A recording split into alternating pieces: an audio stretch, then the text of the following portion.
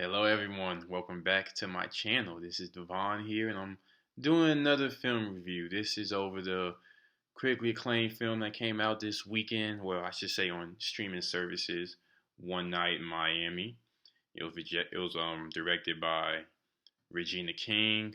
I'm sure you've heard a lot about it. I'm sure a lot of you have watched the film already. So I just want to, give a quick a quick summary, and from there I'll just tell you if it's worth watching. So basically, the film is about four protagonists.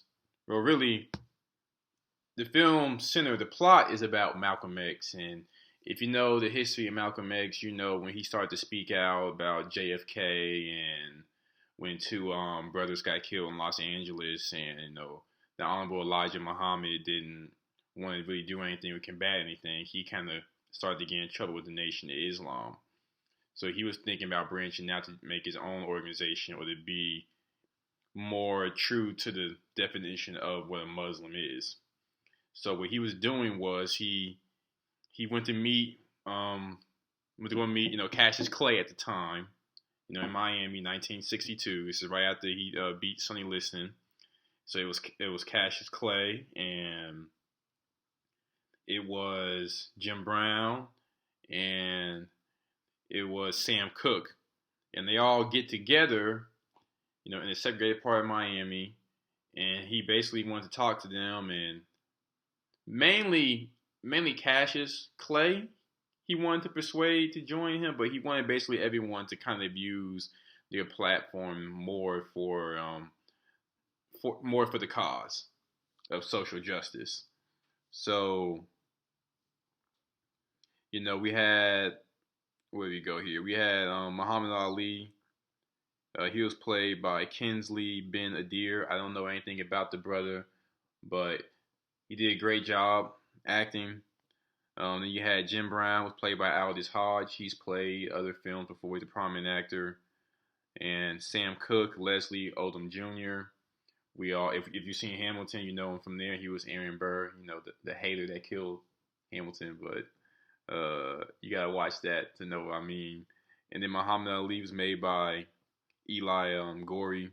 And at the beginning of the film, it kind of talks about, I guess, their struggles and why they choose to do what they do, as far as like why they fight for the cause or why they don't fight for the cause, or why they decide to make changes in their career shortly after this conversation. Now, this is a fictional event, so they say it's inspired by true events. I'm sure Brother Malcolm did speak to all of them, and they had some disagreements, but I haven't found any data that supports that they literally had one meeting, all four of them together, about joining the nation with Malcolm, or his new organization, as he was going to call it. But it did touch on a couple of issues. It touched on what Sam Cooke called the British invasion, or how they would copyright laws, which goes back to slumming. Slumming was when white people would go look at what black people were doing, their music-wise, take it, sell it to white people, make more money. And he was talking about how he had some the Rolling Stones sing on his records, and because he owned his masters and all his publishing, he made a lot of money off of them. They quickly tapped on colorism with Malcolm X, because Malcolm X was a more fair-skinned individual with red hair, and they talked a lot about economic freedom with Sam Cooke. And Jim Brown was saying that he loved playing football, but they only loved him while he played football. So he started acting because acting was easier on his knees, and he was making more money that way, or a lot of money that way. Muhammad Ali, he was happy that he just won.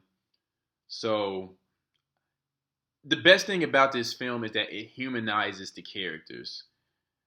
It humanizes Malcolm X, and I think it gives a lot more insight on Sam Cooke, because Sam Cooke, as we all know, he was killed in 1964. I don't know a lot about his background, but the fact that he owned his titles and his masters at that day and time is, I think, it was groundbreaking.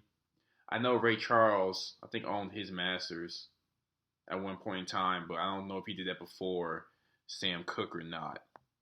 Let's talk about the acting.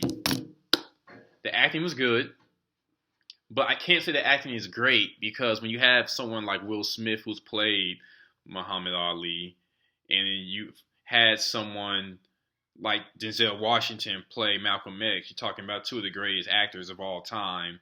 You have these two relatively no names, no disrespect, I just don't know them, playing these same characters. It's like, you're doing good, but I've seen it done better. So I think that's where you have to give him a notch. You have to give him a B instead of an A. I like how it was directed, the cinematography. A lot of it is a conversation, but the way it was framed, you didn't really get bored with the situation. Um, I like the conflict that they had in the story. So now it's about should you watch it? Yes, absolutely. This is a film that you might watch more than one time. I think this is what should be considered a new black classic. We had our Menace to Societies, we had our Boys in the Hood. That's great, but I think we need more black classics in this generation. Like I think Drumline was a classic. Some people disagree, but we need more films of this nature for people to see. And hearing Sam Cooke's, change is going to come at the end of the film, and seeing Brother Malcolm's house on fire. I don't know, it hit a little differently. I think it's because I saw the human element of Malcolm instead of just the militant leader that he's always often portrayed to be. You should definitely watch it. If you want me to do more reviews, let me know. The next review is going to be American Skin by Nate Parker. I'm very excited to do that one. It's been a good year so far for black films. So like, comment, subscribe. Holla back. Peace.